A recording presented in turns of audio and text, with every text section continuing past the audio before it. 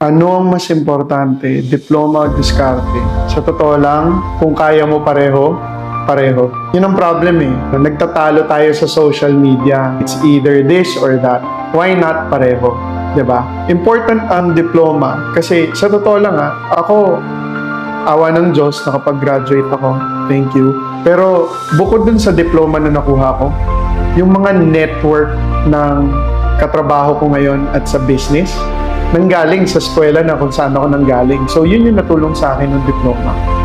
At the same time, nung nagkaroon ako ng diploma at nagtrabaho ako, doon ako nagkaroon ng mga failures sa buhay and doon nabuo yung aking diskarte.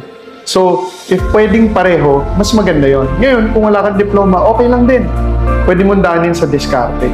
Hindi naman siya yung kailangan paglabanan na tipong, hindi mo kailangan ng diploma, basta diskarte. Pwede rin naman wala kang diploma. Siyempre,